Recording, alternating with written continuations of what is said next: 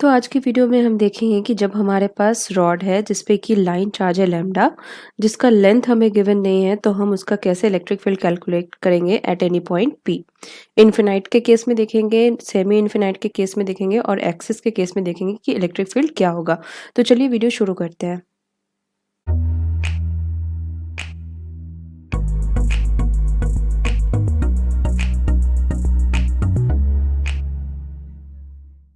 तो यहाँ पे हमारे पास एक रॉड है जिसपे कि चार्ज डेंसिटी है से लैम्डा, ठीक है, और इसका पॉइंट पी पे हमें इलेक्ट्रिक फील्ड कैलकुलेट करना है कि यहाँ पे इलेक्ट्रिक फील्ड क्या होगा। जैसे कि आप देख रहे हैं यहाँ पे इसका लेंथ हमें दिया नहीं गया है, तो हम कैसे कैलकुलेट करेंगे क्योंकि हमें पता नहीं है कि कहाँ पे सेंटर है कहाँ पे नहीं है, ठीक है। तो हम दोनों ही एंड पॉइंट से एक लाइन ड्रॉ करेंगे, जैसे कि यहाँ से बीच से एक डिस्टेंस लेंगे डी, जो कि दोनों के बीच में आ सकता है, एक एस्टिमेटेड ले सकते हैं हम, ठीक है। ये एंगल इस तरह से लेंगे हम थीटा 1 और ये एंगल नीचे की ओर लेंगे थीटा 2, ठीक है। Here theta 1 is not equal to theta 2, so length is different here. Length is not given, length जो है ये हमें गिवन नहीं है। तो हम यहाँ पे अब एक एलिमेंट लेंगे that is line element. Here we can not take both side element because length is not equal. यहाँ पे लेंथ इक्वल नहीं है और हमें पता नहीं है कि सेंटर कहाँ पे है, तो हम दोनों साइड से एलिमेंट नहीं ले सकते, इसलिए हम एक ही साइड से एलिमेंट लिए। ये हो गया हमारा डीएल, ठीक है। और ये डिस्टेंस जो है वो एल है और हमें डी डिस्टेंस पे, ये पी पॉइंट है, या डी डिस्टेंस पे हमें इलेक्ट्रिक फील्ड निकालनी है। तो अब इस डीएल एलिमेंट की वजह से इलेक्ट्रिक फील्ड किधर लगेगी, ये हो गया डीई, ठीक है। इस साइड हमें इलेक्ट्रिक फील्ड लगेगी। अब ये फाई एंगल हम लिए हुए हैं, तो इस फाई एंगल की वजह से अगर ये जो वर्टिकली अपोजिट एंगल होता है वो ये भी फाई हो गया, और ये जो लाइन हो गया वो हमारा हो गया डीई कॉस फाई, ठीक है। और ये जो वर्टिकल लाइन है वो हो गया डीई साइन फाई।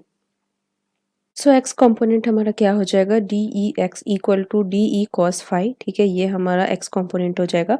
तो डी ई का वैल्यू क्या होगा, K lambda upon R curly R square, where R is the distance between the source and the field point, ठीक है। तो आर स्क्वायर का वैल्यू क्या होगा, L square plus D square. अब हम यहाँ पे मान लेते हैं tan phi is equal to L upon D.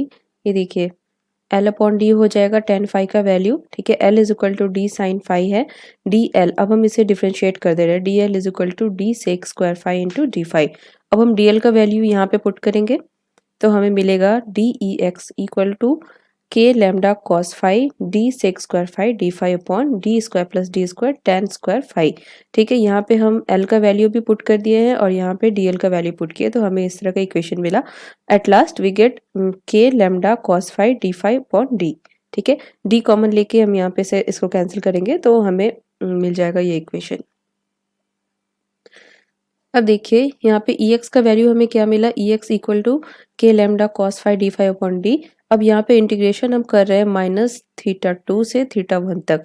ऐसा क्यों कर रहे हैं, क्योंकि यहाँ पे जो हमने एंगल लिया है वो हमने लिया है इस डायरेक्शन में, और थीटा जो मेजर करते हैं ऐसे करते हैं, तो हम -θ2 डायरेक्शन जो है वो माइनस में लेंगे। सो -θ2 से θ1 कॉस फाई डी फाई, ठीक है। तो हमें वैल्यू क्या मिल जाएगा, E X equal to K lambda upon D sine θ1 plus sine θ2, ठीक है। ये हमारा एक्स कंपोनेंट हो गया। अब वाई कंपोनेंट देखते हैं, D Y D E Y equal to D E sine phi, ठीक है।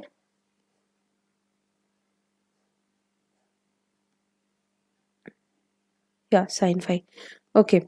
सो ई वाई इक्वल टू -θ2 से θ1 हम इंटीग्रेट करेंगे, ठीक है, के लैम्डा अपॉन साइन फाई और के लैम्डा अपॉन डी, और यहाँ पे इसका इंटीग्रेशन हो जाएगा -θ2 से θ1 लिमिट पुट करेंगे तो हमें ई वाई का वैल्यू मिलेगा के lambda upon D sine θ2 minus sine θ1, ठीक है। और अगर हम नेट इलेक्ट्रिक फील्ड देखेंगे एट पॉइंट पी, अगर हम यहाँ पे देखना चाह रहे हैं कि नेट इलेक्ट्रिक फील्ड क्या होगा इस रॉड की वजह से, तो हमें मिलेगा E is equal to E X I cap plus E Y minus J cap, ठीक है। क्योंकि माइनस डायरेक्शन में हम ले रहे हैं, नीचे की ओर ले रहे हैं वर्टिकल कंपोनेंट, इसलिए हम यहाँ पे माइनस जे कैप ले सकते हैं। तो अब देखते हैं केसेस, स्पेशल केसेस। फर्स्ट है फॉर सेमी इनफाइनाइट, ठीक है। अगर सेमी इनफाइनाइट रॉड है मतलब कि एक साइड से वो इनफाइनाइट है, एक साइड से इनफाइनाइट नहीं है, ठीक है। और यहाँ पे हमें एक एंड पे अगर मेजर करना है, जैसे कि यहाँ इस एंड पे हम मेजर करना चाह रहे हैं कि यहाँ पे इलेक्ट्रिक फील्ड क्या होगा, E X and E Y component यहाँ पे क्या होगा, तो कैसे करेंगे हम, θ1 θ2 बस देखना है, उसके बाद हम वैल्यू पुट करेंगे। हमने निकाल लिया है दो इक्वेशन, तो θ2 यहाँ पे 0 हो जाएगा क्योंकि जैसा कि हमने ऐसे मेजर किया था, तो ये हमारा θ2 एंगल था, तो थीटा 2 एंगल यहाँ पे अगर आ जाएगा तो ये तो 0 डिग्री हो गया, ठीक है। और अगर थीटा 1 कुछ इस तरह हो जाएगा क्योंकि ये सेमी इनफाइनाइट है, तो अगर ऐसे जाते जाते ये ऊपर में इस तरह से 90 डिग्री ये फॉर्म कर जाएगा, तो ये जो है हमारा वो 90 डिग्री होगा। Therefore theta 1 is equal to 90 degree, ठीक है। अब ये दो वैल्यूज हम यहाँ पे पुट करेंगे। ई एक्स इक्वल टू के lambda upon D, sine theta 1 का वैल्यू 0 एंड थीटा 2 का वैल्यू 90। तो हमें मिल गया ई एक्स का वैल्यू आ गया, ठीक है।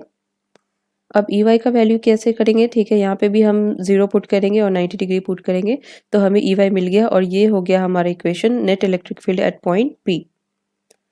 This is net electric field at point P, ठीक है। इस पॉइंट पे हमारा नेट इलेक्ट्रिक फील्ड क्या होगा फॉर सेमी इनफाइनाइट वायर कह सकते हैं या फिर रॉड कह सकते हैं।